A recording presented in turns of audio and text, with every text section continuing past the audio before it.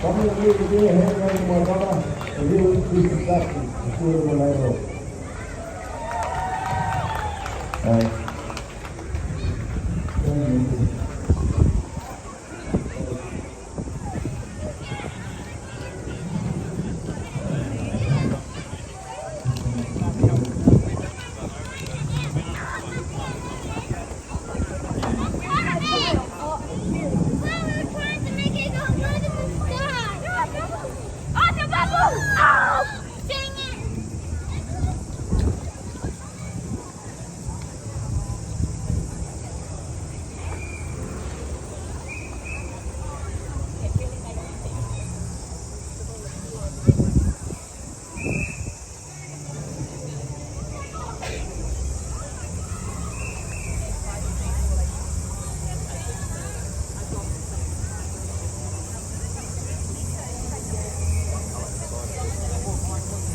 One pallet inside.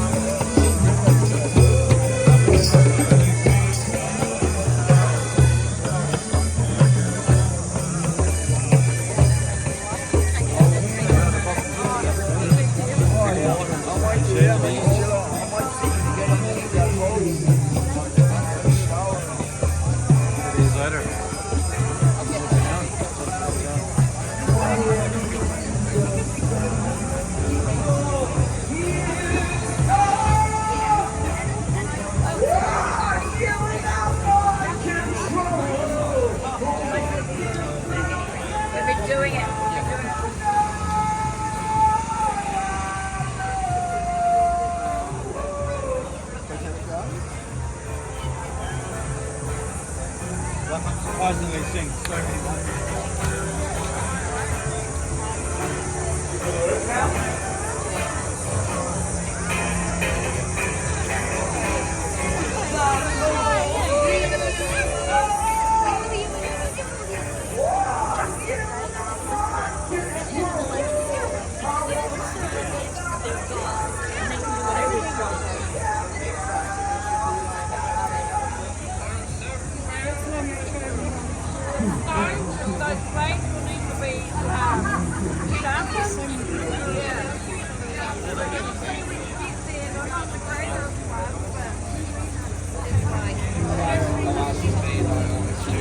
Right this year, this is Cowboy Field, right on stage.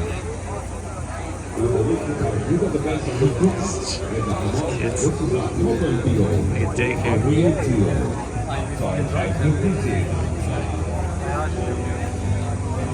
Also, though, from Wellington, we've got Meaty on the way. He's coming up. Also, someone from the South Island suburb. She's going to be in the mix as well.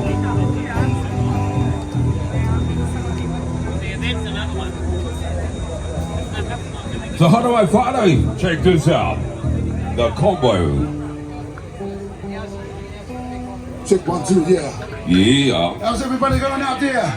Hope everybody's having a beautiful time out there. You got D-Hop in the building here. I love his own, I love myself. Freedom. Yes, so ladies and gentlemen, we got this awesome combo, D-Hop, along with the bass and the lead guitarist and the drummer. This is our combo meal and the combo deal live on stage at Convoy 2022. Ready for this? Get your mobile phones ready, streaming live around the world. We got this, New Zealand, we got it. I'm going to Jamaica live in sync for 2022 down here in Wellington from Wellington for New Zealand.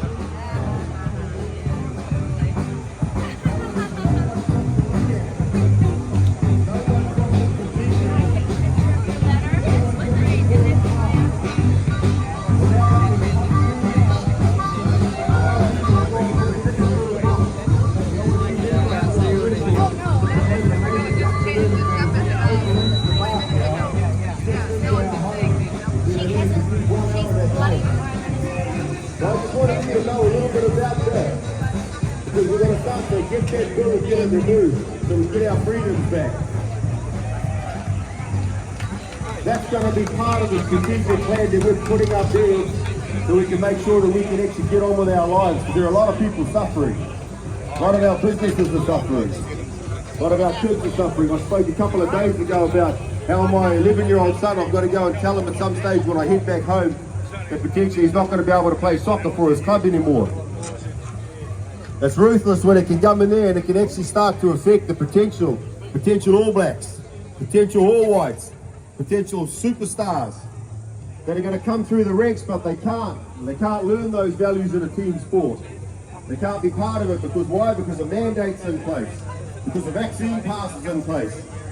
And now so we've got to remove that thing as quick, fast as we can possibly do it now by making as much noise as we can and disestablishing this thing behind me so then we can get on with living our life as we know it. So I'm going to invite Linda Wharton up here now. Some of you may know her from the New Zealand Health Forum, and she's going to share something with us, and then we'll move into some music after that.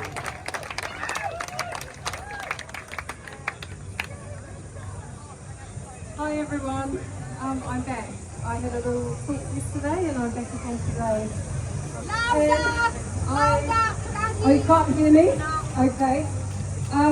Today I want to talk to you about what I see in my full-time job in the Health Forum. So the Health Forum NZ is a social media group. We're on Facebook, MeWe and Telegram. On Facebook we have a group of 55,000 members. They've all joined us in just an 8-month period. So all the people that I am on the ground with every day, talking with in person, on phone, on Messenger, they're all Kiwis who are broken and traumatized and in shock in some way. So I can tell you, like, from the grassroots level, the reality of what is happening in the lives of New Zealanders. So how are they traumatized? Well, a lot of them are traumatized because they're physically injured from COVID vaccine injury. It is real. It is real. We have a citizens database. It's a volunteer initiative with mostly mandated out doctors and nurses reporting adverse reactions. We have 5,000 serious adverse reactions in our database, another 3,000 partly processed that we need more data on. We are the tip of the iceberg. We're just a cross-section of what is happening.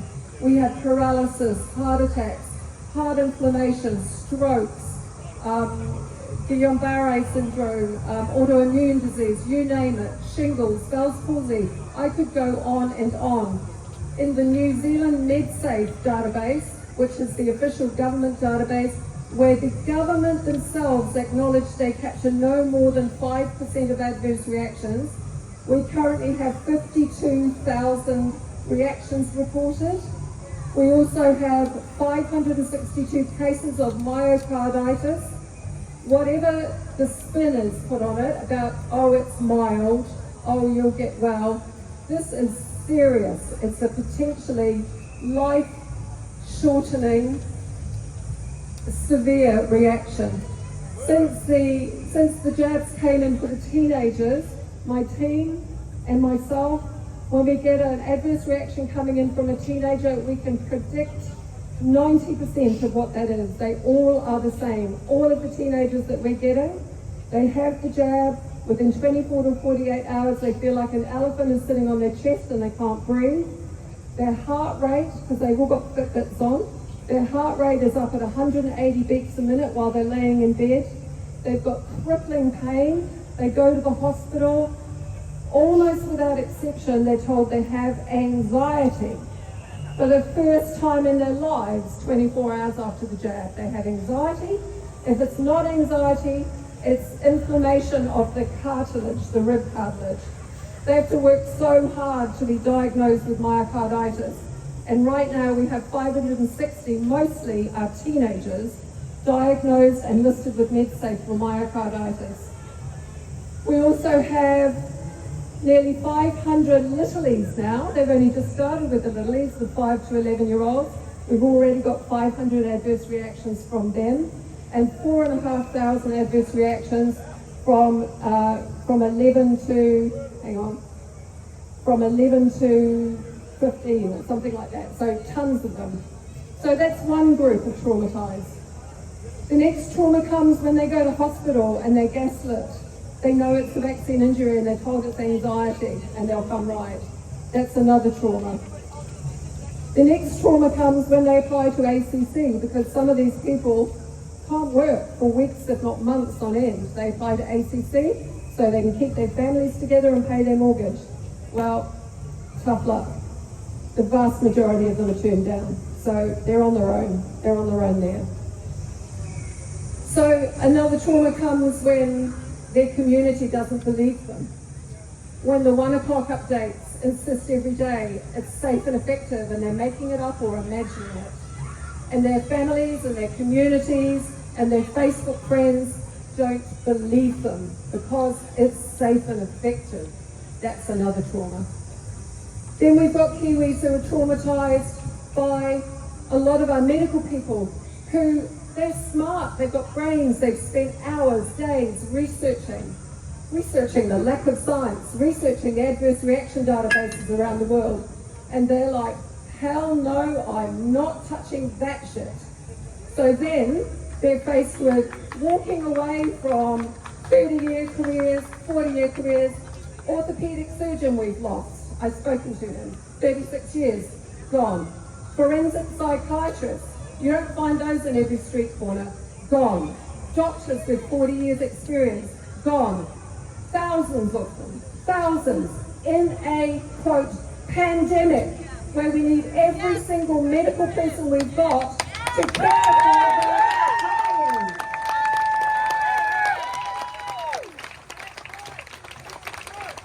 So again, another group of our traumatized members, these are the people who were injured with their first or their second jab. And then they're told, then they go to see their doctor. And some of them do get a medical exemption from their doctor. So then what happens in our system in New Zealand, that's not the end of the road. Those medical exemptions go up there to Mr. Ashley. He gets to look at them and go, oh yeah, right, well, okay, you got a heart attack 3 days after your jab and you got myocarditis and you want an exemption. No, sorry, you don't qualify. Thousands and thousands of my members do not qualify. And the stories, I'm not kidding, heart attacks, strokes, myocarditis. What the hell do you need to happen to you to qualify for a medical exemption?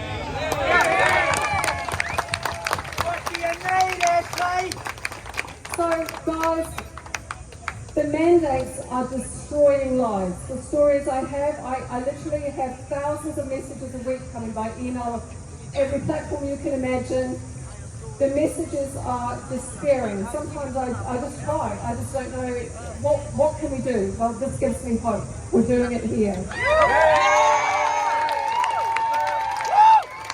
So I just want to say, like, kindness to each other. And I also want to acknowledge guys and ladies over here in blue. You guys, I want to acknowledge you because you're Kiwis. You're the Kiwis I'm talking about. I know that some of you are hurting too. Some of you are in my group. We have serious adverse reactions from police. We have police who have despairingly left the police force through mandates, and it's the last thing they want because it's their calling and their vocation. I want to honour you guys and girls. I know you are Kiwi fathers and mothers and sisters and brothers and children, and I feel your pain.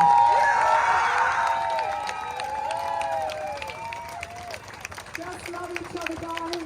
Hold the line. The mandates have to go. They are cruel, sadistic and brutal. Stay until they go.